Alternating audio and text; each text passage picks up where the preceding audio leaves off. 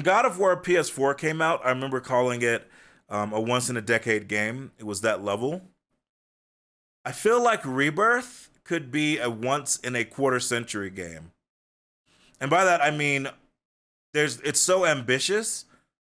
The nostalgia is like handled so well, but also for new players, it seems like they're really going for it in like a true evolution of Remake, which was already awesome.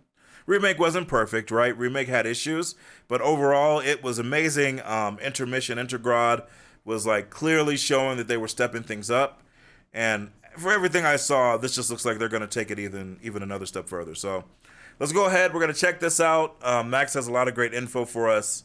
And yeah, we're just gonna I'll probably comment on stuff as I see, but like I said, Max knows a lot, so you know.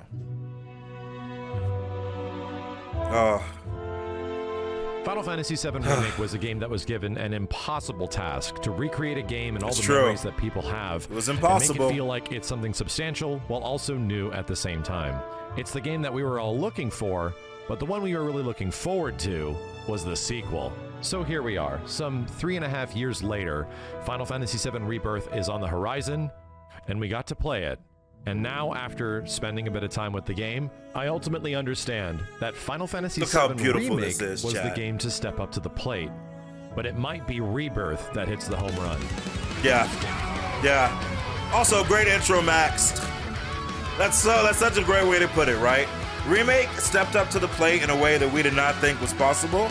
But Rebirth might be the game that takes it home. Into this, a big shout out to SquareEnix. They gave us the opportunity to check out awesome, the Tokyo Game Show build of Final Fantasy VII Rebirth a little while ago, and I couldn't be happier to be considered among this and amongst all the other journalism and gaming peers. This is easily one of my favorite franchises. Final Fantasy VII Original is one of my favorite games ever, and I was thoroughly impressed with the majority of Final Fantasy VII Remake. So let's talk about it piece by piece. I'm going to make this a general impressions video and then make a couple others that go over some of the more intricate details of what you can expect, because there is an absolute metric ton to talk about from the two I can't wait for the segue, chat. So let's talk about What's up, Winnie? How you doing? Two demos. The first one is a portion of the flashback sequence, the story that we hear of Cloud talking to the... So, quick heads up, chat, because Max is... I don't believe that he goes into too much spoiler territory, but he is going to be talking about this as someone who has played the OG. He doesn't like go out of his way to like spoil moments, but he's commentating, so just keep that in mind if you are watching. Rest of the party in calm, and this is a recollection of events that happen in Nibelheim, which is the biggest core contributor of the plot of Final Fantasy VII, the events of Nibelheim. Yeah, it is essentially you and Cloud it looks beautiful. and younger Tifa all going up to it the looks reactor, beautiful, chat. And purposely serves as the tutorial, at least it could take some time, you know, for the beginning of Final Fantasy VII Rebirth.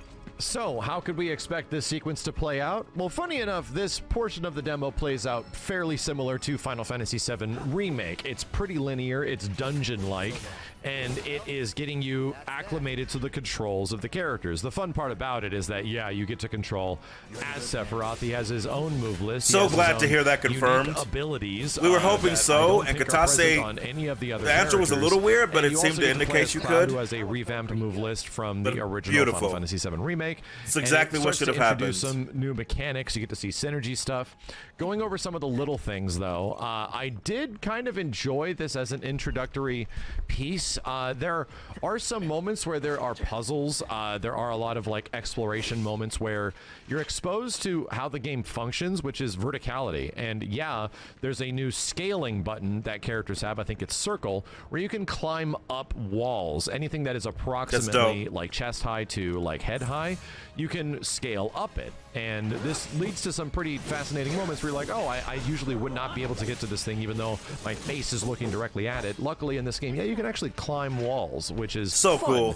Cool. This is just the beginning. That's one of the best things Rebirth could have done. In the game give us more verticality, especially because introduction we'll be out in the world, right? Sequence and how the game works. There's portions of walls that are painted like yellow, very horizon-like, that let you know that, oh, that's scalable. You can go up and down that. And then some kind of enjoyable puzzle sections where you got to look at the environment, figure out what to do, and then vacuum up some loose Mako funk that is preventing you from moving further. Things that weren't present in the original, mind you, but just a little bit of fun stuff to do. Yeah, dungeons are going to provide give Cloud some a of these shield. sort How of dare you, engagements, Yeager? as you go through. Never. The fun part is that, yeah, a lot of this plays out very similar. The dialogue of characters is extremely similar to the memories that Cloud has in the original Final Fantasy VII. Good. And there is just a little bit more, you know, camaraderie before these characters. You get to see Cloud. Chat, look at how crazy Sephiroth moves. Moments, as Cloud is obviously new to all this stuff in this sequence. It's his first big soldier mission, and Sephiroth is the, you know, war-hardened veteran that is sort of assisting him and sees like the fact that he's very aspirational and wants to help Cloud out in a variety of ways. Magic sure is weird. So this is echoed very much throughout combat, and you hear about this in their gameplay. When you're actually utilizing these characters together, they tell each other that they're going to team up, that, like, you know, follow up with attacks here. It's very cool, and it's just setting up the fact that, yeah, these guys were friends before. So the funny part about it, what's different is that they moved the Materia Keeper boss. Sick. Sephiroth looks so great, man. Different. It's called like the Materia Guardian. Yes, the new command menu looks wonderful. Was not present in the original game, but now is kind of setting up as the tutorial guard scorpion of Final Fantasy VII. Makes a lot of sense, right? Makes a lot of sense. Hey, if you want to approach give people like a great fight to get used to it. Warp ability, he gets to warp around, and you also learn some pretty fascinating things about combat. More on the lines of you don't need dodge anymore. There's no more dodge materia. Characters can freely dodge with the circle button in combat now, which is quite nice. So it's great, man. It's a great introductory sequence. I'm just looking forward to getting the entirety of it, because this is just one small piece of the COM flashback, and it's genuinely yeah, look how cool this is, right? Look how cool this is. Final Fantasy VII Remake already have, where they meander a bit too long and don't really introduce new things to you. And even in this small portion, which is acting as tutorial, it reminds me a lot of the original Final Fantasy VII Remake and that first mission, and how wonderfully polished that is. Octo Slash. Sick. God, it just makes me so hyped. I just want to play this, chat. I just want to play this demo. Take it from here.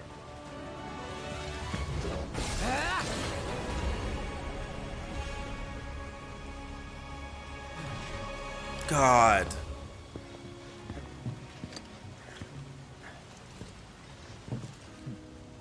Nice work.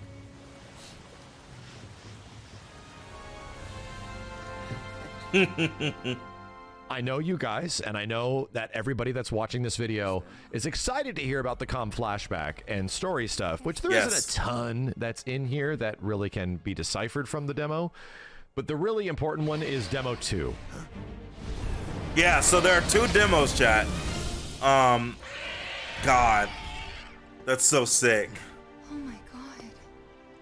He ain't coming back. He ain't gonna be a remake in too. Front of Junon Harbor, Rebirth 2, and a little bit of an explorative area. And I say a little bit because comparatively, it's actually pretty small. But high wind, chat, for what they set up and what literally they every time I see it, it brings a tear to my eye. Very mitigated. Like high wind is such a borders. There's demo borders all over the place. So you memories. can't go here. But even with I'm thinking middle end of December, Red, early January. I think you're right. Everything. And the funny part about hopefully we get both of them. I got an opportunity to go through this demo several times, and every single time I found something new. I discovered something different I could do, and I was sort of surprised that this was possible. I can't tell you how excited that makes me. So let's talk about it just a little bit. It's this an area looks so right dope. outside of Junon, and going to the town that is under Junon Harbor, where you eventually are going to fight the boss fight, you know, save Priscilla. All that stuff is still there, which is great. But what's more important was what happens outside of that zone. And yes, you have access to all your characters. You immediately get access to a chocobo. You immediately get hints that from characters right off the bat. Hey, Monty, thank you so much. Like Fort Condor What's up, Kellan? And they are out there. There's a story about a great condor said to roost on an island's abandoned reactor. There it is. So there's no longer any way to reach the isle, or at least none that I'm aware of. Fort Condor has been slightly made a different spot.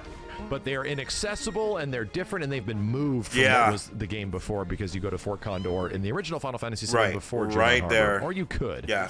So already there's some pretty fascinating things, and that's very as interesting. you get down, you're immediately distracted by things in the environment. Like you immediately see, oh, I can pick stuff up. Wait a minute, there's these little miniature chocobos that are all over the place. Chad, look at that choco baby. Leading me to checkpoints. Look at that little choco baby.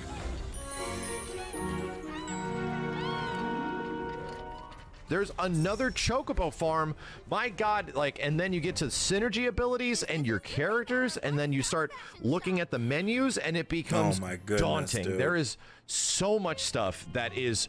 Chat, our chocobos get armor. Final Fantasy VII. You can put armor on your chocobos. You get a little bit of this taste, and they give them Final stats Fantasy VII Rebirth is, and for the even races. This small truncated zone of what the game is even going to offer gives me enough that I was still exploring things and digging stuff up with chocobos and doing all of this wild it's stuff. It's Chocobo Core. I'm ready, Hoodie. Surprised by. So there's a few interesting things here, chat, and I think Max goes into it more in the combat. But like your chocobos can dig for treasure. Engage with this environment, and I want to go over it because it deserves its own video. There are so many individual unique details that you can do in Rebirth that it's worth going over everyone and describing how it works. But that episode, just going over the mechanical stuff, it's great. Yeah, to it's have kind of like fighting. So it seems like from what I've seen and what I heard, right? When you're on your if you decide to ride a chocobo can sense if there's treasure nearby. Anybody who played Final Fantasy IX, you know that when you rode your chocobo, you could, not just in the little chocobo areas, but out in the world, there were treasure maps, right? And if you found them, your chocobo could dig up the treasure. Seems like here it's much more of your chocobo may sense it, you then find it, figure out where it is, and then, get a treasure that way. Which I think is a great evolution of that, and I think is one of the biggest complaints, one of the biggest things we said about Final Fantasy VII Remake is that it was incredible, but that there was not much to do, right? There were a few mini games, but 80% of the time you either fought or you broke a box to maybe get a potion or some Mako or some MP, right? There wasn't much to do. Remake Intermission tried to make it a little bit better with Yuffie, where they actually gave her kind of fun things to try to do with the boxes and things like that. And then of course the Fort Condor mini game. Seems like they took to heart that there's more you should, even though the combat and stuff will be super fun, you want to do more things. Your character wants to do more things. You want to do more things as you're playing the game. Makes sense why there are 2 discs, right? With each other, 150 It's gigs. great to see team up attacks of these characters working together. The way you utilize them is also super smart. You use your ATB charges, and it contributes to them, building them up. Where each character we're gonna get to the synergy charges, chat, flashy moves in the combat, but yes, flashy it's moves dope to work with other characters that costs no ATB as well. So there's no longer moments where you're just sitting in fights waiting to block things or attack things if you can't. You actually get to. Okay, so chat, I'm gonna stop here for a second. I assume Max will cover it, but in case he doesn't, in case he was just talking about it last night, we were all chilling in his chat, just having fun. So, anybody who played the OG 7, this isn't like a big spoiler, it's just a mechanic thing, right? Because of limitations of the hardware and stuff, you could only have 3 party members, right? You had other party members, but they basically just didn't exist. And if you wanted to bring them in, you would use the PHS. You could swap in party members and then go about your business, right? And that's just how it was. Here, because obviously we're in the new era, you and your characters, your main party, so here it's Tifa, Cloud, and Aerith. Here, I'll blink myself away for a second. So you see the party, you can't see because of the gold, but it's Tifa, Cloud, and Aerith. They're the main 3 that you're controlling that are fighting with you. However, if you look in the background, you see that Barrett is also attacking. So it appears that, and I commented on this with what we saw before, right, in the other trailer. Seems like the characters who are in your party, the actual 3, have this kind of almost revamped AI where they're way more aggressive, way more active. They're not just kind of standing around blocking the whole time, like they did in Remake. But it looks like the party members who are not in your main party are relegated to that. So they do attack. They don't do like, infinite damage or anything, like, a million damage. But the other party members are in the world interacting with fights and stuff as you do. And I think that gives it such a cool, like, makes it feel so lived in. Makes it feel like your party is actually your party, even though you're only controlling 3. I think that's literally one of the coolest things. So I was really excited to see that. Actually get to have actions at all times that Just contribute like, to your just ATB such a gauge. great decision. It's great, dude. And not to mention going around the environment and discovering things. Max said that experience is given to everybody. I think he confirmed that with the devs, that the experience you get, everybody, even the people outside of your party, get it.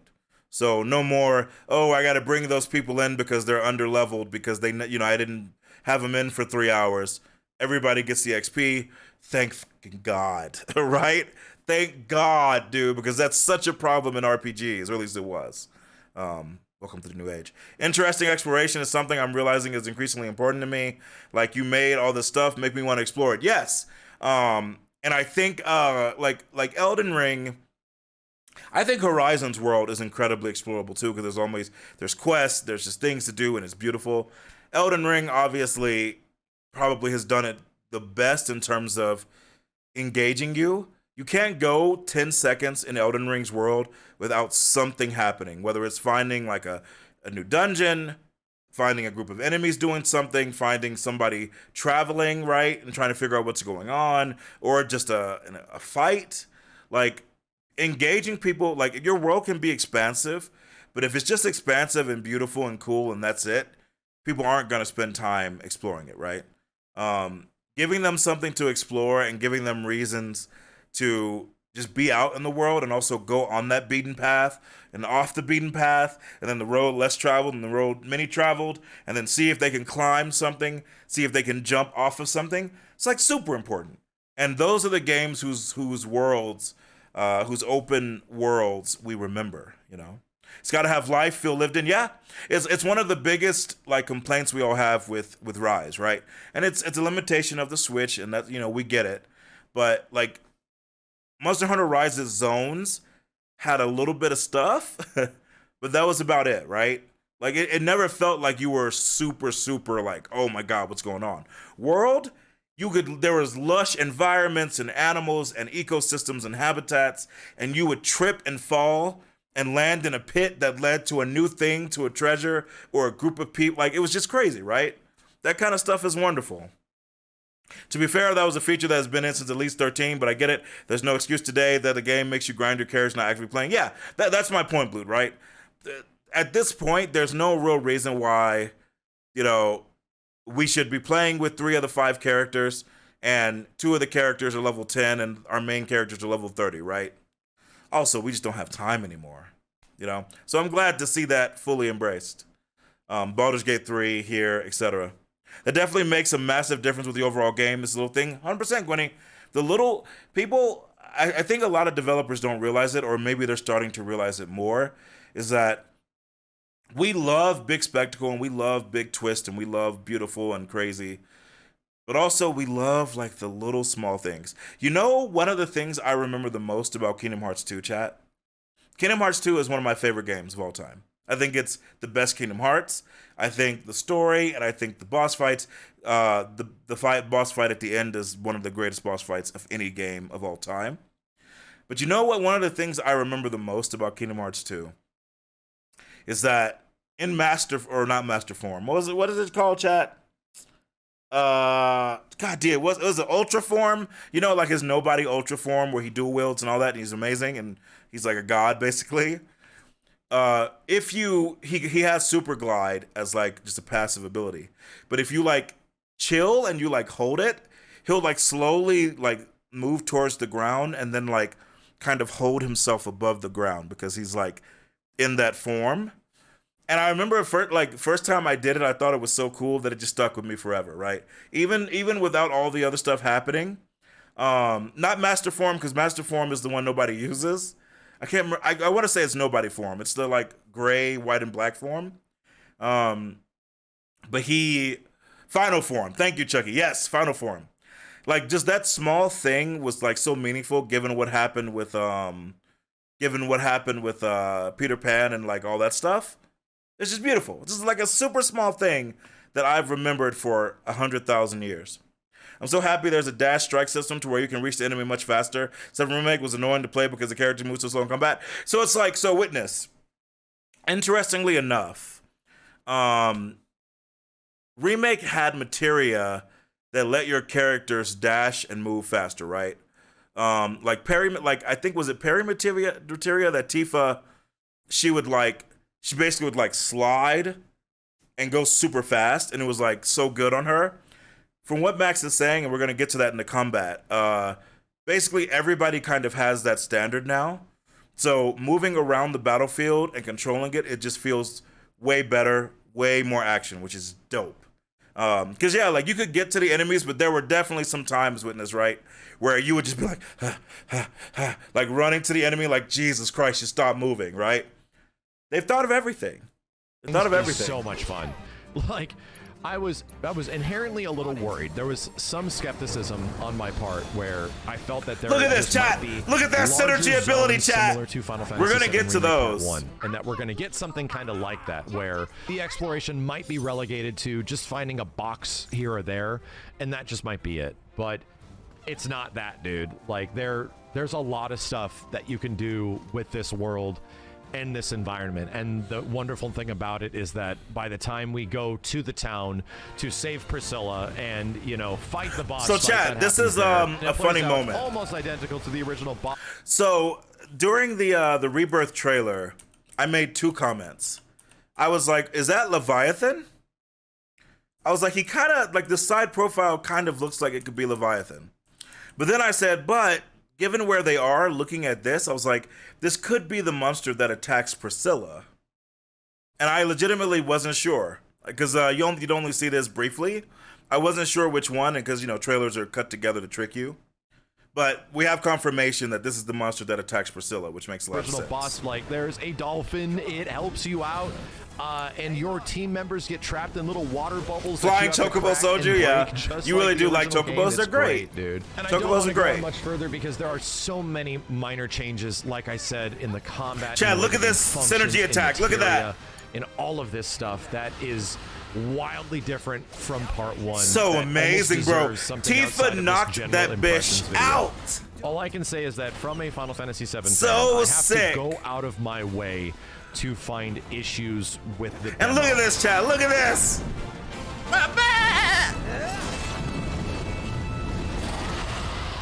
That's what we call a dolphin blow, chat.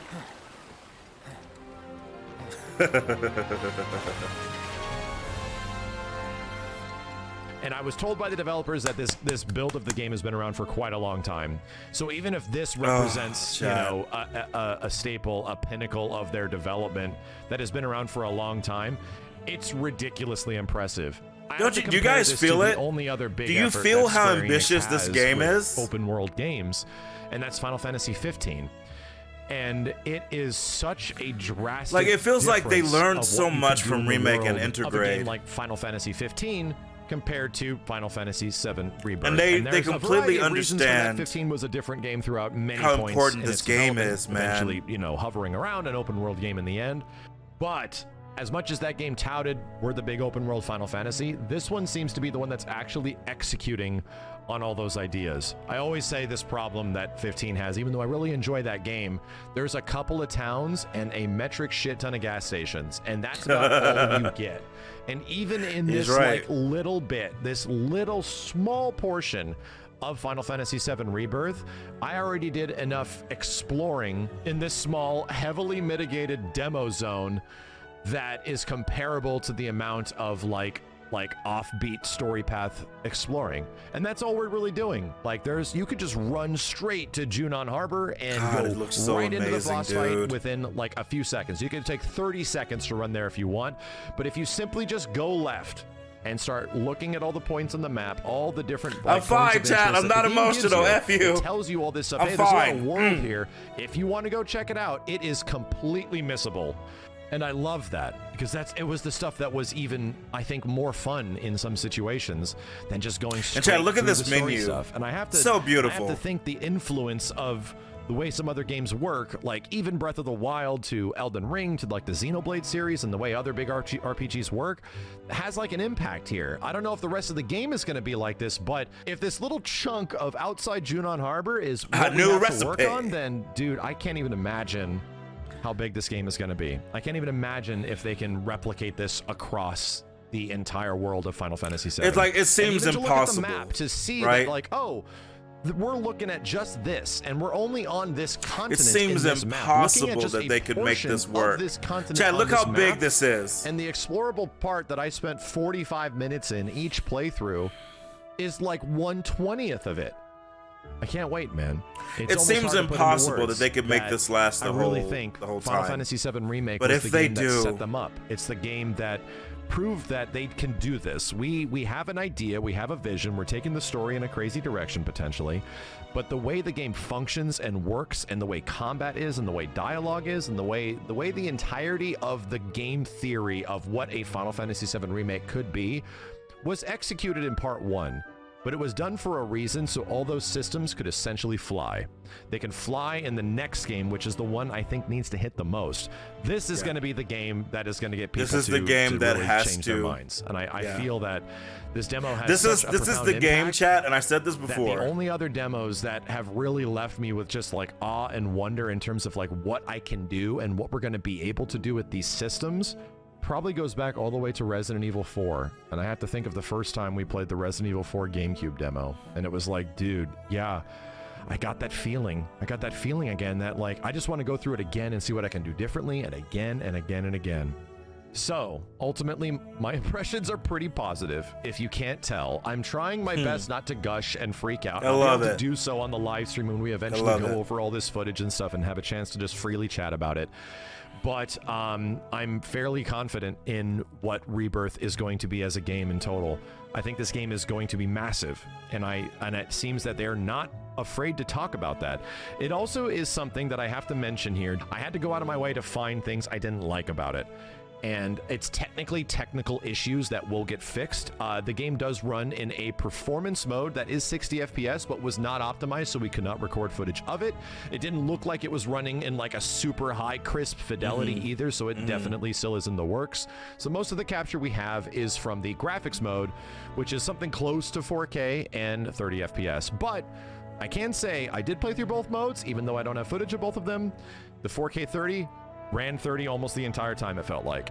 That's good to hear. The 1080 60 or whatever it ends up being in the final version did end up feeling pretty much like 60 FPS the entirety of the time. And again, they're working on that stuff. We'll probably have a better idea of how it functions because the game is still a bit away. I leave with a pretty damn amazing impression, and you really realize that this is a big deal for Square, and this is the game that possibly Final Fantasy 15 always wanted to be, and then, you know, eventually became. This is the one that probably is going to hit the home run of the entire Final Fantasy 7 Remake franchise that exists now. And I can't wait for you guys to play it. I can't wait for it to eventually. I'll give a few comments, chat, when this video ends. Crazy again. Before we switch to his next one. About all this stuff, it does so much for me. I have something to describe in just a brief moment before I make 2 more videos talking about combat and exploration.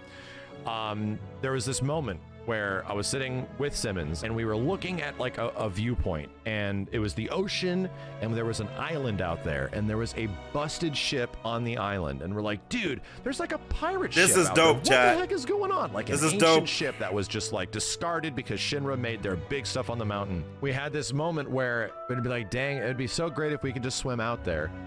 And then we scaled the rocks, we went down to the edge of the water, and then we watched every single party member jump into the water, and we started swimming to this island in the middle of nowhere. And then there were items on there, and we were rewarded for right there, our chat. efforts and the idea That right to go there. out there. And I think in that moment, me and That's Simmons the looked kind at of each stuff other, that and people, like, dude, this game is going to be something special. Yeah.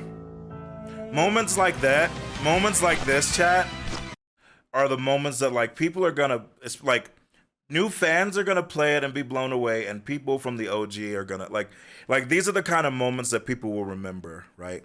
That first time they got into the water, looking at Red 13 being so silly on the Chocobo. Just like small magical moments, or like small moments where you find something hidden that you didn't know was there, and all of a sudden you see something incredible, and you just message your friends like, dude, you won't believe what I found. Or you tell them like, hey, you know that weird dock next to the cave, next to the bird who sings? Jump and like, or like go down there, see what you find, you know. This is like a return to the like just amazing moments, you know. Also, being Simba, thank you so much for the sub. Welcome back. I'm so sorry. I saw it, but I was so engrossed in the video. We're gonna look at the other one in a second. So Witness, you asked me, do I have an area that I think would be my favorite? It's so I'm not chat. No spoilers. I'm gonna say it again, so we're all on the same page. No spoilers of OG7 major events. If you do it, you will get banned. I don't care who you are. Do not spoil the OG. There's a reason that we're letting everybody just enjoy Rebirth, okay? So be cool. But I will say that there are 3 areas that I'm looking forward to probably the most. Junin is pretty dope, but technically for me it would be Nibelheim, Cosmo Canyon, and the capital city. That's all I'll say. There are various reasons why, but those are the 3 locations I'm probably looking forward to the most. And yes, Gwenny, the original 7 was pretty big. Technically, they made Midgar much bigger. In the original, you could probably get through Midgar in 6 hours. They made it into like a 30-hour game, right? But it deserved the expansion, so I have no problem with that because Midgar is like a big deal. But there's a lot. Final Fantasy VII has a lot of stuff in it, a lot. And so you could easily definitely make these games. And yes, it's definitely the 7 remake. This new trilogy is definitely a sequel, right? It's a sequel to the OG. It's a remake. And it definitely feels like a culmination of them trying to figure out what they've wanted to do with the story since Advent Children, right? Because Advent Children did some things. And it really, like, even Rebirth, this stuff feels like they've just been thinking about this stuff for decades. Like, what can we do, right? What could we do? Where would this lead? So, it's amazing. It's truly amazing. Like, the exploration he showed looked dope. It's crazy, chat. I can't wait to play this game. It's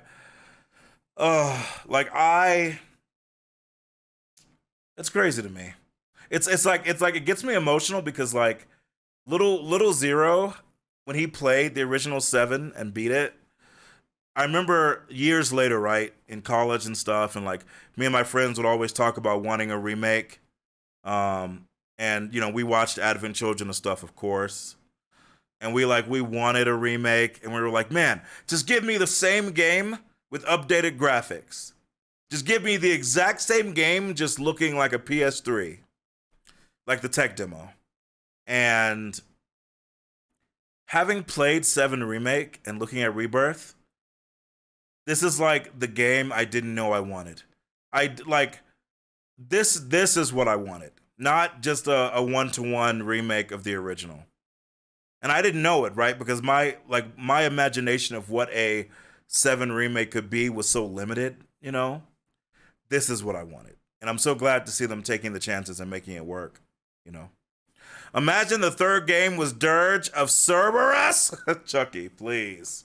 If there's going to be a Dirge of Cerberus, it's going to be DLC. But also, I think the DLC is going to be some Vincent's past, you know. Dirge of Cerberus can stay dead, bro. Keep it in the coffin. You guys know me. You know there are a few things I love in life is like great action combat, parries, ascension, beauty, power, amor. And this combat and Rebirth has it all, chat. I think you're going to be blown away. Let's go. Let's go! No, I don't watch a lot of Max's videos. Why do you think I say let's go? Chat, I got that from Max. I only say let's go because I've been watching Max for years. That's What's the up, only dudes? reason. Max here. We're back with our second video of impressions of Final Fantasy VII Rebirth. For any of you guys that might have missed the previous video, which was a general overview on the 2 demos that were available from the Tokyo Game Show build, I got to give some impressions on a whole bunch of stuff, but to be real, there's a couple more that I think we really need to go into detail of, which is how much of stuff is changing in the combat. This is the and how much stuff combat is chat. changing Get in the ready. world and exploration. Get freaking of Final ready, Fantasy VII dude. Rebirth. But right now is the combat. So let's get into it. Before we get started, big thanks to SquareEnix. They gave us access to the TGS build a little while ago, so we can finally get our hands on it, and I got a chance to play through it several times. So a huge thanks to them for... By the way, chat, I'm going to put this out there. I respect my wife, chat, as a member of... the captain of Team Aerith, it has to be said. There are so many people who relegated Aerith to just being a healer. There are so many people who made Aerith the heal bot. And they were like, Aerith can't do much damage. I'm just going to make her the healer. If you play Remake, chat, if you play Rebirth, don't make that mistake. Aerith is an amazing healer, and she can throw the down. Aerith can destroy people with magic, okay? No, Blue! Her power in Remake is literally ridiculous. But it all depends on how you play her, what you do, right? Don't sleep on Aerith is all I'm saying. I know Tifa's punchy punch is great, and I love playing Tifa too because monks are cool. But Glyph double cast Reb, yeah, bro. Aerith was crazy. Yeah, a lot of people did that, Goku. A lot of people made Aerith the healer. And I think in Rebirth, you're going to want to make everybody the healer and everybody the DPS. Like, don't sleep on any of the characters. They can do so much. So much. Experiment. Okay. Letting us capture footage, which you have to understand is also kind of uncommon in these moments of preview, that they were confident enough to show us, like, here's just what you can do with our game, have fun, and show your audience. That means a lot to me personally, so let's get right into it. The combat of Final Fantasy VII Rebirth is going to feel ultimately familiar to a lot of people that played Final Fantasy VII Remake. Exactly, yeah, me too, Luna. Final Aerith Fantasy was VII like Remake my nuke. was amazing. She nuked almost everybody. The entirety of the game. Although it had a few caveats, I'd say some of my biggest personal gripes, and that of many, was some of the aerial enemies in the game. Fighting aerial combat was just a bit rough in many of those situations with characters that didn't have ranged attacks, and there's a lot of consideration put into this game for that, which is a very good thing. Early on, talking about the first portion of the demo where you're fighting with Sephiroth, you start to immediately see the differences in gameplay from the first Final Fantasy VII Remake. Notably with Cloud, if you hold down the square attack, you do the normal, like, circular sort of like AoE attack. However, the Punisher mode has been sort of revamped. There's a much different follow-up attack that Punisher mode has when Cloud assumes the stance and he can counter attacks and stuff like that. Now he, like, zips left and right. Look at that zippy zip, and it chat. just keeps going if you Look press at that the zippy button, zip. I think it's kind of crazy. Outside of that, there is some pretty unique stuff that happens on your assigned attacks now, and this is going into synergy abilities. Now, what they did was something that I think is pretty smart. The dual ATB text chat, gauge let's in go. Final Fantasy VII is kind of required for you to do anything cool. Outside of that, you're essentially guarding or just whacking monsters, and if things are out of the way or not attacking you, that character ends up being kind of useless. So what they did is on the R1 button, there's these synergy like abilities, and they're different than the big expensive synergy attacks. The synergy abilities work together with the other party members in that party. It seems like there's going to be more of these in the game, but the ones in the demo were kind of uniform amongst every single character you could play as. So Cloud and Sephiroth had a couple per, where if you play as Sephiroth, Cloud helps you out to do unique attacks, and if you play as Cloud, Sephiroth helps you out to do unique attacks. That void and shadow looks so different. cool. Like, they actually assist the character in different ways, which is awesome. And you'll notice this when you get to the other portions of the demo with the rest of the team, how the team members have different synergistic abilities with everybody else. So, These like, Aerith cost has bodyguard 0 for ATB, Cloud, meaning which is you can dope. do them at any time. They are sort of range dependent. Granted, Tifa and Cloud have this, like, big wind-up charge attack So that cool, smacks man. the ground super hard. So but great. it's really shallow. However, if you're playing with Tifa and you utilize Cloud, pressing their synergy attack has Tifa jumping on Cloud's sword as Cloud hurls Tifa into the air towards potentially aerial enemies or even grounded enemies. So it allows. So I mentioned this last night, chat. But so when we first were seeing Remake, there was a moment where I believe the first time they showed us fighting Abs in the sewer, right? And Tifa was doing her star move, and Cloud was doing a move next to her. And people were like, wait, is Tifa jumping off of Cloud's sword? They were like, it looks close. And then, of course, we analyzed it, and we were like, no, it looks like she's just doing an ability, and he just happens to be swinging right. Just looks like the timing is really cool. Now, they actually have a synergy ability. Well, the R11, not the mega synergies, where he literally launches Tifa off of his sword. Brilliant. Allows a character that is normally Brilliant. like bound to the ground to get in there and Look at that, get a bit of chat. She's damage going and start ham. building up her ATB, which is great. Already we have solutions to problems of the original Final Fantasy VII Remake. And this isn't just offensive stuff. There is defensive abilities that Barret and Red 13 have because they're naturally more defensive. We'll talk about their gameplay a little bit later. But outside of that, the synergy abilities are great. Dude. And these things just allow you more ways to utilize your characters and build ATB bars for your big giant synergy attacks, which we'll talk about in a second. The other character I want to talk about that's playable, albeit briefly, is Sephiroth. You don't get to do a ton with him in this demo, except a pretty big boss fight where you try to like utilize a lot of his attacks and wait for his limit breaks and stuff like that. He just straight has a warp ability, right? And to explain that, every character has essentially a dodge function on circle. As I explained in the previous video, dodge is gone, or proper dodge materia is gone. Every character has that same dodge animation they had from Final Fantasy VII Remake, and now it's just mapped to the circle button, and it's kind of good. Allows your characters to sort of get out of the way relatively quick. The game needed this, and chat. Now we have proper function. He is OP, as is right and good. In the game. Exactly, Sephiroth, like I said, was a crazy warp that just the way he should from feel one spot of the screen immediately to the next, so he could zoop in crazy fast to show how OP he is. And that's very fun, right? Again, Sephiroth has some pretty unique stuff on his like stances, where if he assumes a stance, he has this like parry swipe of some kind where he'll deflect enemy attacks. It was kind of hard to time this because the early enemies in the game don't attack too much. It was neat to see Sephiroth just essentially like know what my opponent is going to do and just smack their limbs out in every single way. I feel like there's going to be some crazy speed runs with Sephiroth showing that, wow, he just looks like an absolute god in comparison to these poor enemies, because as he that's should. Kind of the point at this part of the game. Sephiroth's very fun, and there's a lot of familiar attacks that you might see him doing in games like Dissidia and stuff like that. So yes, a very well realized portion of this character is in here. Talking about other things that can happen. Here we go, chat. Here we go. Talked about synergy stuff and how cool these synergy attacks are per character. Even the devs said there's going to be ways to evolve these synergy attacks in some ways with skill trees. That's crazy. Some fashion. Even our this was said abilities in an interview advance from the director, so we don't see that directly in here, but. Like look at Aerith just shooting beams, chat. Smart, because just how do going you build crazy. The pips that are down there near the character HP bars? How do you build up these little stocks that build up towards your synergy abilities? Each synergy attacks costs like 2 pips per character that you want to synergize with, and all you have to do is just use your ATB gauge on attacks. I don't think it was every single ATB usage. Like I don't think you can use an item and have that contribute towards it. It was mostly if you're using it towards like hitting the enemy or manipulating battle in some way. But again, I don't have a full and descript way to describe like what contributes to the pip gauge. All they did the victory poses. I love it. With characters, yeah, that contributes pips to the gauge.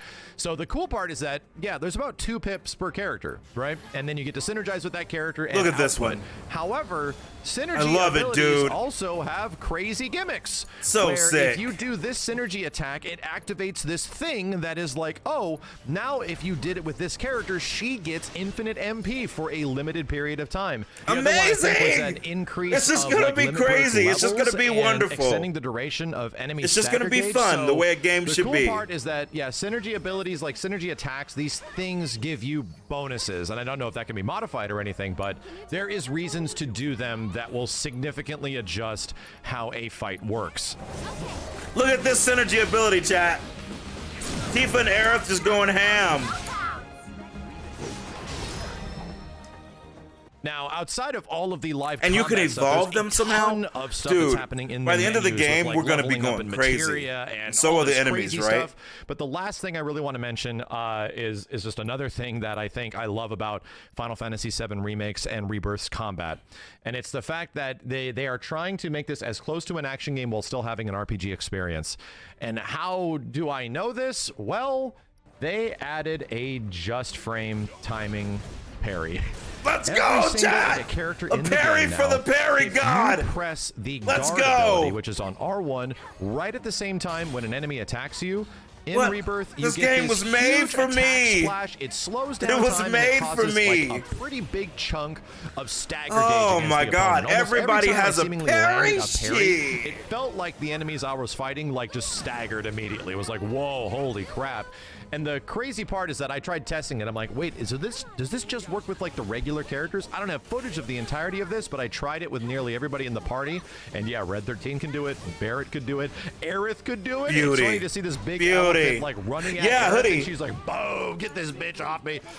I think they understood like Crisis Core Reunion, right? The remake of Crisis Core was way better action, right? Than the old days. Way better. And I think, like Max said, they realized that number one, like, okay, so a lot of people when they played 7 Remake, you would see if they needed ATB or they needed to heal and they were scared, they would just back off and like just be blocking and stuff. And your ATB regenerates faster when you attack. That's like the point of it. It wants to get you in there to get the action, but people were afraid to, right? With the R1 abilities that don't take ATB, the synergy abilities, and just the parry and the dodge, they basically want you to be able to get in there and actually fight, right?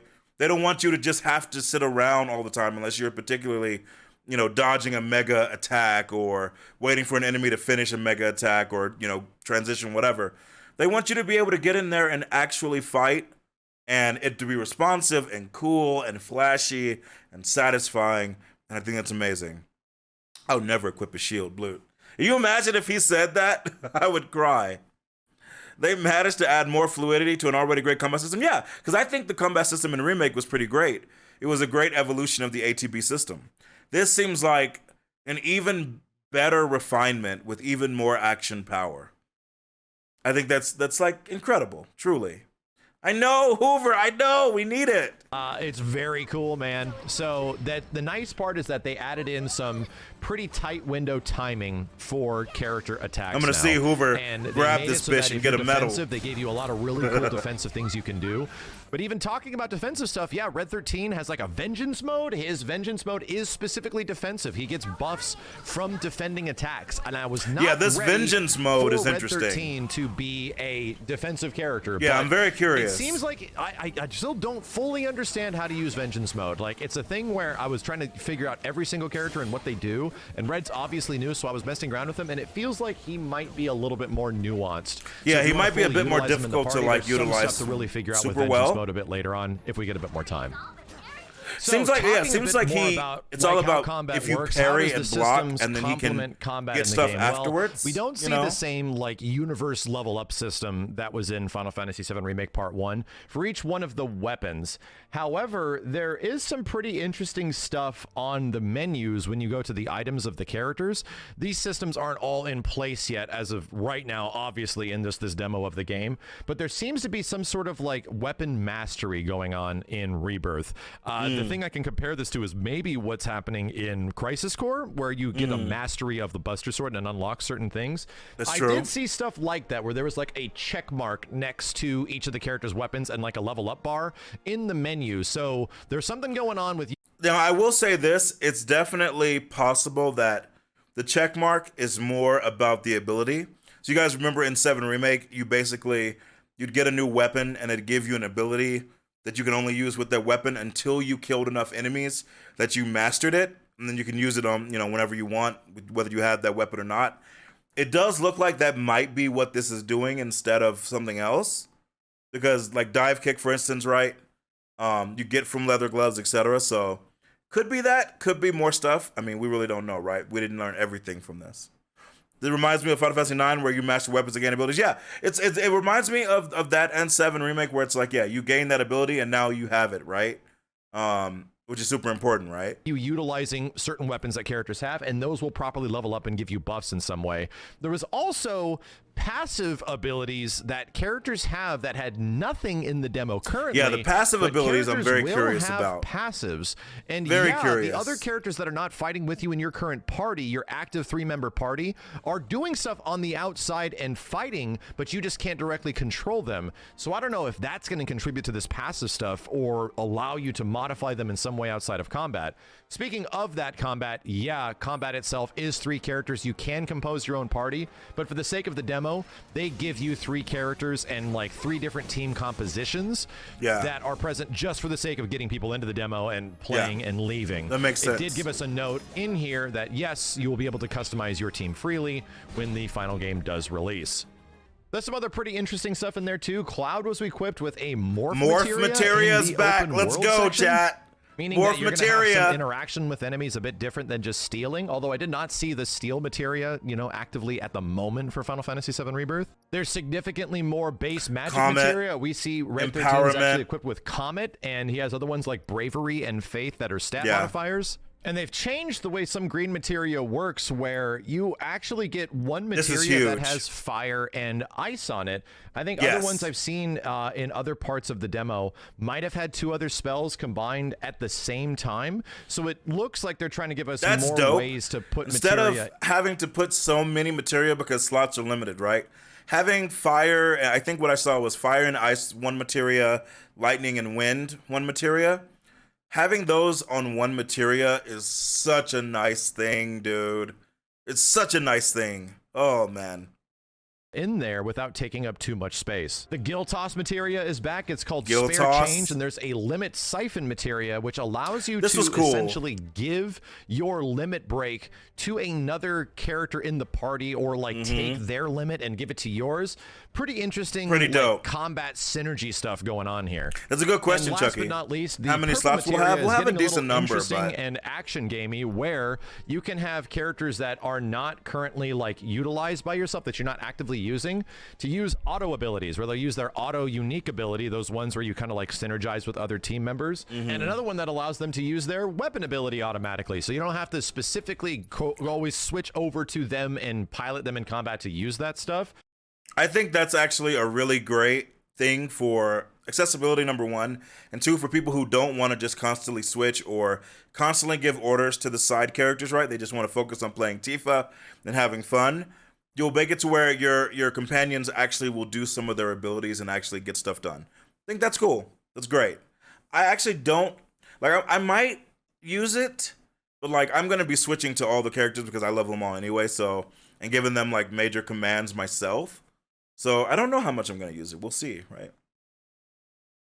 Again, there's just more things in battle that will automate the situation that are great. Like that's good, because sometimes you don't feel like you need to switch out constantly, or you can just, you know, not use these and do it manually yourself.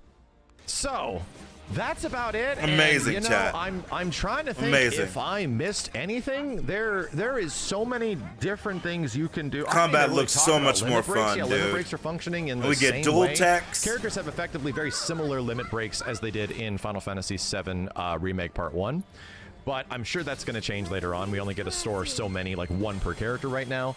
But yeah, there's just, you know, a lot more things. Like, let's just take the systems that we had before and make them much less restrictive, is what I feel with the combat of Rebirth.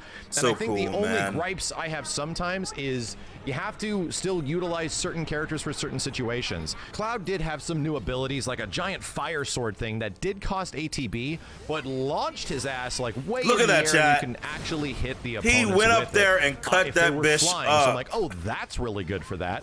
And I think it's just going to get down to utilizing all these things against certain enemy types and feeling out what is good. When is Red 13 going to be good against these characters that sort of like push you away or are crazy defensive? When am I going to be able to actually utilize Aerith? Oh, I forgot to mention it. When Aerith is in your party, she has specifically, her team attack is a bodyguard thing. Which is just wonderful. The cover materia from FF7. No, they turned that into like a team ability that she can do that costs literally nothing. She hired him to be her bodyguard, she's right? About to be attacked, Cloud will jump in front of her and start auto-deflecting and guarding against all these attacks. So good. Preventing you from like missing your casts with Aerith. It's great, dude. Like, so there's perfect. So many cool abilities that are in. That is the epitome That is the epitome of developers getting it, right? That's like the essence of developers getting it. You know, when Remake came out and all of the developers and the writers and the people working on it were just talking about how they loved 7 when they were kids, how they you know, all this stuff. And they were like, they get it. They get why the game is important, what's important, like what we remember, what we love.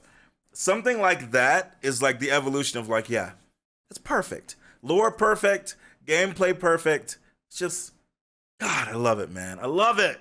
Here that allow the party to really feel like they're organically working together. I Well done, absolutely Square. felt it, and I feel like I wasn't even utilizing all of this stuff.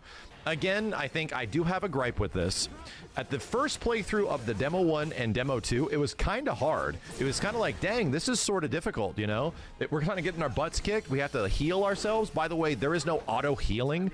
Just like the original Final Fantasy VII, if you're in between fights, you got to heal yourself, so don't expect it to play like an MMO in these big open-world environments.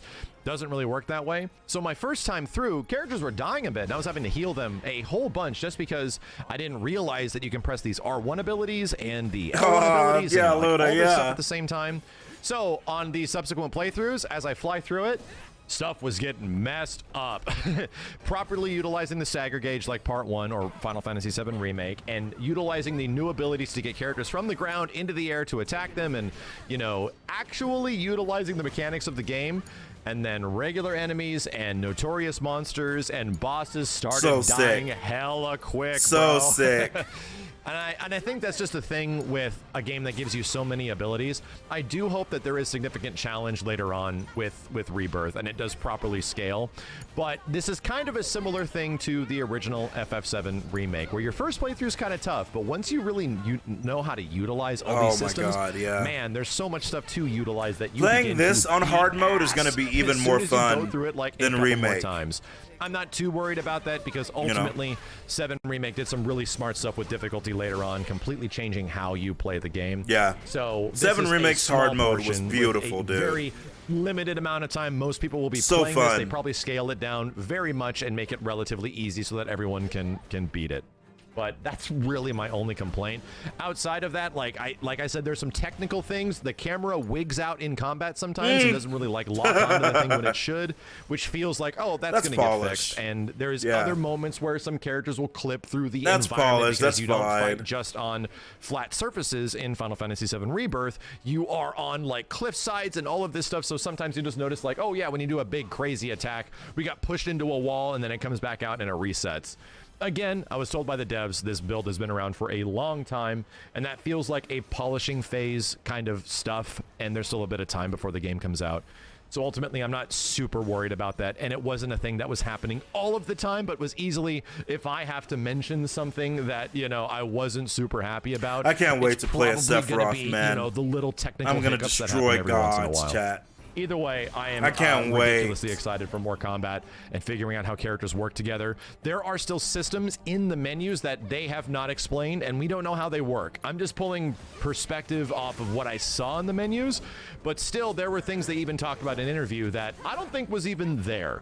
So this actually isn't it. This is just the combat video. There is even more stuff that I could go into, a huge swath of information about the world and how you enact with the world in Final Fantasy VII Rebirth and how big it's actually going to be, because this demo is super truncated. Like I said, it's a really small portion, and you get demo walls all over the place that specifically say you can't go any further because this is a demo. I need the game. And there's specific areas that I need the game now, chat. Go up and access, but you can't go because it is a demo.